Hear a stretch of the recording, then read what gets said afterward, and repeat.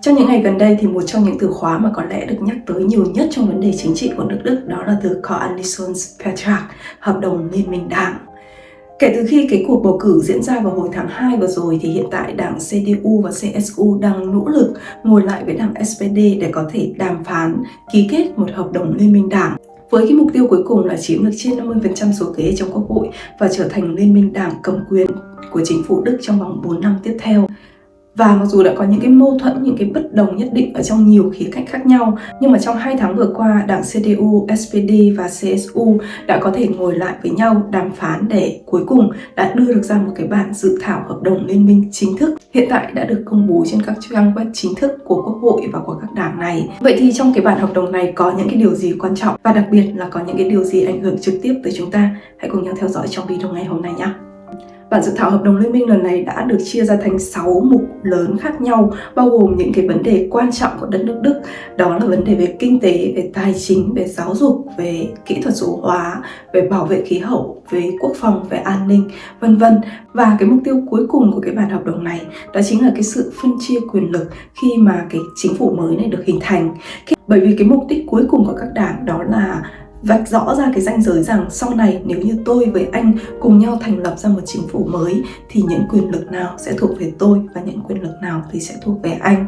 Bản dự thảo hợp đồng liên minh lần này bao gồm 146 trang, có nghĩa là nó cũng rất là dài. Chính vì vậy mà mình cũng sẽ chỉ chắt lọc nó để đưa ra 5 cái điều quan trọng nhất. Và đối với bản thân mình, đây chính là 5 cái sự thay đổi quan trọng nhất mà ảnh hưởng trực tiếp tới chúng ta. Và mình cũng sẽ đính kèm vào phần mô tả cái bản PDF của bản hợp đồng lần này để cho bạn nào có quan tâm thì cũng có thể đọc cái bản hợp đồng này ở phiên bản đầy đủ nhé. Điểm nhấn đầu tiên đó là liên quan tới những cá nhân, liên quan tới những người mà đang đi làm thuê, làm công như mình để làm trong một công ty nào đó. Và liên quan tới cái vấn đề về thu nhập cá nhân lần này thì các đảng đã đưa ra một cái quan điểm rất là rõ ràng rằng trong tương lai họ sẽ đưa ra những cái quy định, những cái thay đổi liên quan tới luật mà có lợi cho tầng lớp lao động có thu nhập thấp và thu nhập trung bình. Điều này có nghĩa rằng những người mà thuộc tầng lớp thu nhập cao của nước Đức sẽ không được hưởng lợi hoặc là được hưởng lợi rất là ít từ những cái chính sách của cái chính phủ mới lần này. Sẽ có 3 cái thay đổi rất là quan trọng và cũng rất là cụ thể. Điều đầu tiên đó là họ sẽ nâng cái mức lương tối thiểu ở nước Đức lên thành 15 euro một giờ vào năm 2026.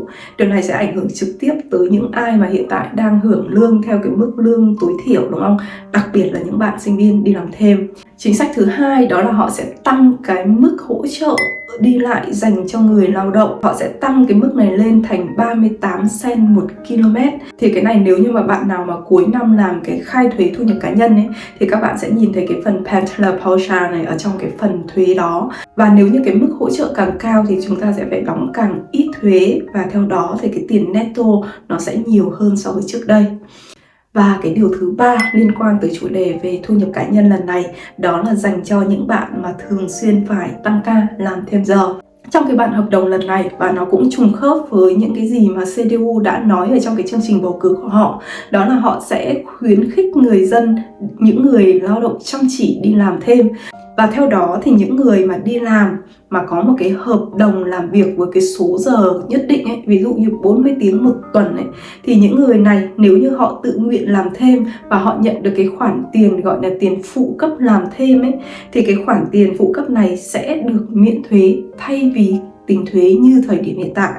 Cái điều này nó đặc biệt có lợi cho những ai mà đang làm ở trong bệnh viện hoặc đang làm ở trong những nhà hàng mà cứ phải đi làm thêm nhiều ấy. Thì nếu như cái khoản tiền phụ cấp lần này được miễn thuế thì các bạn sẽ nhận được về netto nhiều hơn rất là nhiều so với cái thời điểm hiện tại. Thì đó là 3 cái thay đổi liên quan tới thuế và thu nhập của cá nhân. Còn về doanh nghiệp thì sao? Trong suốt cái chương trình chạy bầu cử của mình thì các đảng cũng đã đưa ra cái quan điểm rằng hiện tại cái thị trường kinh doanh của đất nước Đức không còn hấp dẫn nữa bởi những cái chính sách về thuế và về phí rất là cao. Và chính vì vậy mà họ sẽ nỗ lực để lôi kéo những người đầu tư quay trở lại với đất nước Đức. Và để làm được điều đó thì họ đã cụ thể hóa thành 4 cái sự thay đổi sau đây. Điều đầu tiên đó là thay đổi về hình thức đóng thuế dành cho những doanh nghiệp nhỏ. Theo cái bản hợp đồng lần này thì phần lớn những cái doanh nghiệp nhỏ tại nước Đức bây giờ vẫn đang đóng thuế theo hình thức thuế thu nhập cá nhân. Có nghĩa rằng ở trong cái hệ thống pháp luật của nước này ấy, những cái doanh nghiệp nhỏ nhất định sẽ có thể lựa chọn một trong hai hình thức đóng thuế, hoặc là đóng theo hình thức thuế thu nhập cá nhân, hoặc là đóng theo hình thức thuế thu nhập doanh nghiệp.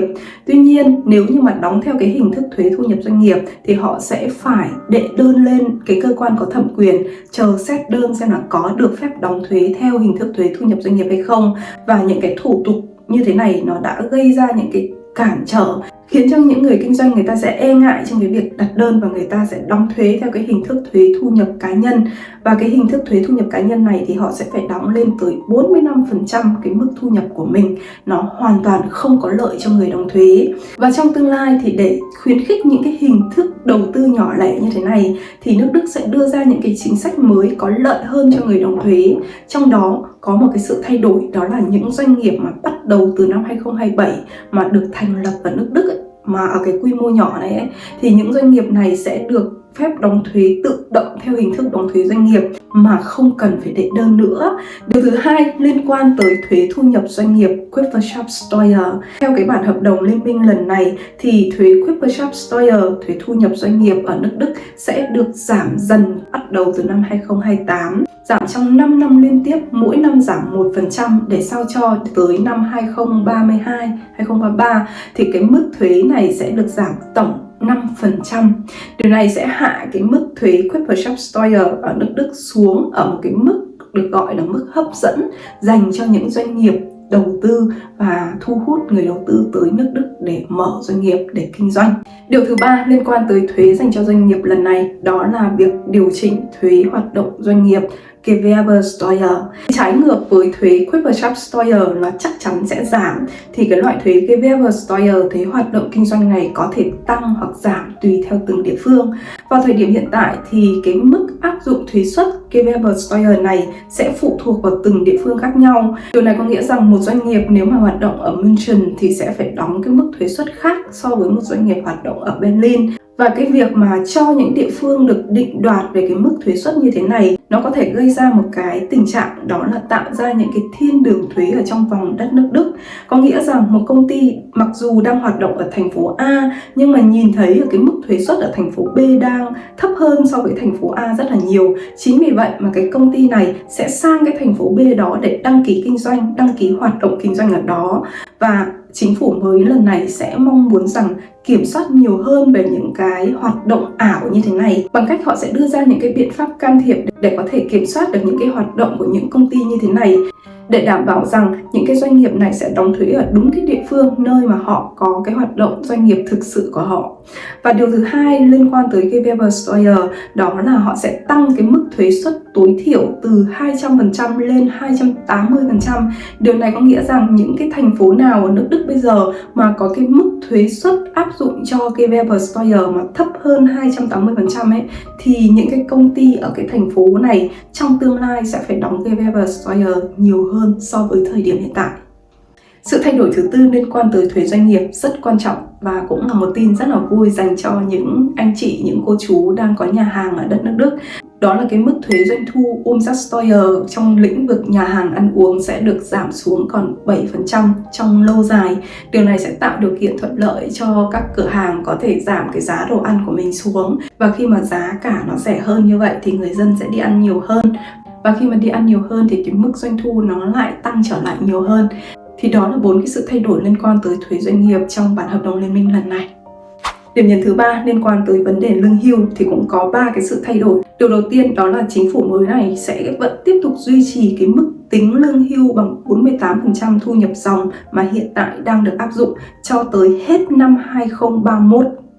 Điều thứ hai, họ sẽ triển khai một loại quỹ gọi là quỹ nghỉ hưu dành cho những đứa trẻ từ 6 tới 18 tuổi. Điều này có nghĩa rằng mỗi đứa trẻ mà trong vòng độ tuổi từ 6 tới 18 tuổi mỗi tháng sẽ nhận được một khoản tiền vào một cái quỹ gọi là quỹ hưu trí. Và khi mà cái đứa trẻ này tới 18 tuổi, có nghĩa là tới cái độ tuổi trưởng thành rồi ấy, thì có thể tiếp tục đóng tiền vào cái quỹ này để duy trì cái quỹ này cho tới khi mà cái đứa trẻ này trở thành người lớn, đi làm rồi nghỉ hưu.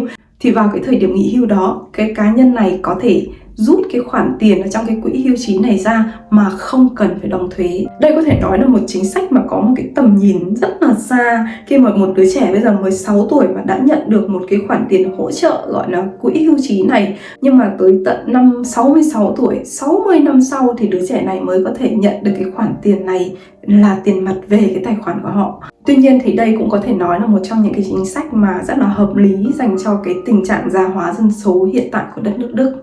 Và sự thay đổi thứ ba liên quan tới vấn đề hưu trí, đó là chính phủ mới này muốn khuyến khích những người mà đến tuổi nghỉ hưu rồi mà vẫn tiếp tục đi làm, thì những người này sẽ nhận được nhiều netto hơn bằng cách là sau cái độ tuổi nghỉ hưu ấy, có nghĩa là đã làm việc hết 45 năm rồi mà bây giờ tình nguyện làm thêm nữa, thì những người này sẽ được hưởng một cái mức thu nhập miễn thuế lên tới 2.000 euro. Có nghĩa là nếu như mà cá nhân này mà sau khi mà độ tuổi nghỉ hưu mà đi làm với cái mức lương brutto là 2.000 euro một tháng ấy, thì họ sẽ hoàn toàn không phải đóng thuế trên cái mức thu nhập này. Điểm nhấn thứ tư liên quan tới vấn đề nhập cư. Và trong cái chương trình chạy bầu cử của mình thì ông Merz, ông đã từng có những cái tuyên bố rất là cứng rắn rằng nếu như mà tôi lên nắm quyền ấy, thì cái ngày đầu tiên lên nhận chức của tôi sẽ phải ra lệnh để kiểm soát toàn bộ biên giới của nước Đức, để trục xuất tất cả những ai nhập cảnh trái phép vào nước Đức mà không có một ngoại lệ nào.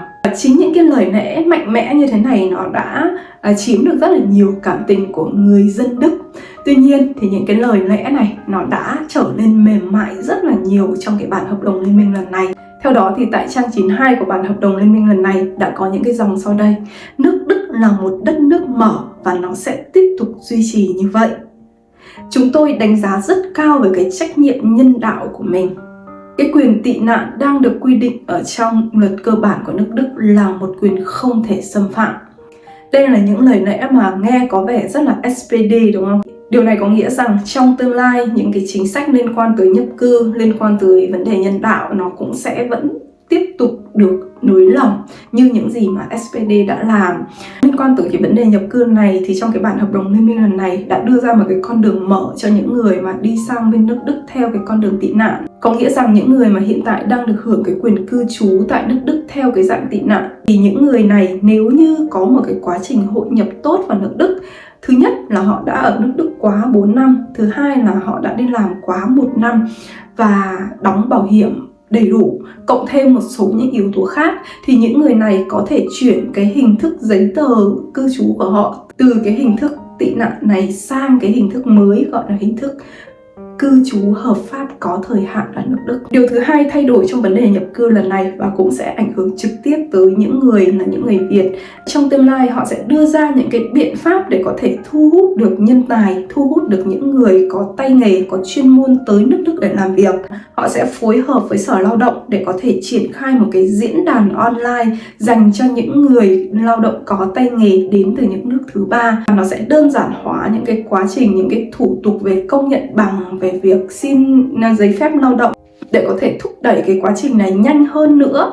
Và họ cũng đề cập rằng cái quá trình mà công nhận bằng ấy nó sẽ chỉ nên diễn ra trong vòng tầm khoảng 8 tuần mà thôi. Và cái điều cuối cùng mà mình cũng cảm thấy rất là ấn tượng khi đọc cái bản hợp đồng lần này, đó là chưa bao giờ mà mình thấy là họ bày tỏ một cái quan điểm rất là rõ ràng như vậy dành cho đối tượng là những người học tập ở đất nước Đức. Họ nói rằng chúng tôi mong muốn rằng những người mà đến từ đất nước thứ ba mà đã tốt nghiệp Ausbildung hoặc là tốt nghiệp Studium ở nước Đức ấy, những người này sẽ ở lại đất nước Đức để làm việc. Đây là một cái quan điểm rất là rõ ràng và nó cũng là một cái tín hiệu để cho thấy rằng trong tương lai những cái chính sách liên quan cho những cái người mà đã học tập và tốt nghiệp ở đất nước Đức ấy, nó sẽ được nới lỏng hơn rất là nhiều. Điểm nhấn cuối cùng liên quan tới vấn đề quốc phòng. Thì thực ra trong cái vấn đề quốc phòng này thì đảng CDU và SPD cũng đã có những cái quan điểm rất là đồng điệu với nhau từ trước. Thứ nhất là họ sẽ đảm nhiệm cái vị trí, cái vai trò lãnh đạo của mình ở trong khối EU và cũng sẽ tăng cường cái vai trò của mình trong khối NATO.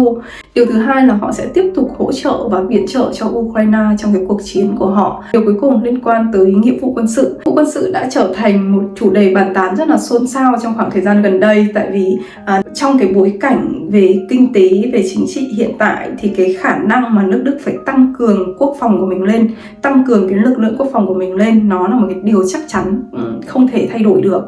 Và chính vì vậy mà nó cũng trở thành một cái nỗi lo dành cho nhiều người rằng bây giờ nếu mà nhập tịch vào Đức mà có cái nghĩa vụ quân sự bắt buộc thì sao? Có phải đi nghĩa vụ quân sự hay không? Trước tiên trong cái bản hợp đồng liên minh lần này thì họ đã nêu ra cái quan điểm rằng cái nghĩa vụ quân sự hiện tại của nước Đức sẽ vẫn chỉ là nghĩa vụ quân sự tự nguyện mà thôi. Họ sẽ đưa ra những cái chính sách đãi ngộ rất là hấp dẫn để thu hút công dân trẻ của nước Đức đi nghĩa vụ quân sự một cách tình nguyện. Tuy nhiên thì đây sẽ là một cái chính sách dành cho cái thời điểm hiện tại. Còn trong tương lai nó có thay đổi hay không thì chúng ta cũng không thể biết được cái điều đó, đúng không? Đây chính là 5 cái điểm nhấn mà mình thấy là rất là quan trọng mà chúng ta cần phải biết trong bản hợp đồng liên minh lần này. Và đây mới chỉ là một bản dự thảo mà thôi. Vào cuối tháng 4 thì các đảng sẽ đưa ra cái quyết định chính thức là họ có ký kết cái hợp đồng liên minh lần này hay không, hay là có những cái thay đổi nào đó. Ok, thì đó là nội dung kênh video ngày hôm nay. Còn các bạn thì sao? Các bạn thấy là những cái chính sách nào đối với các bạn là quan trọng nhất? Hãy comment ở bên dưới để mọi người cùng nhau tham khảo nhé. Cảm ơn mọi người đã quan tâm theo dõi và hẹn gặp lại trong video lần sau. Bye!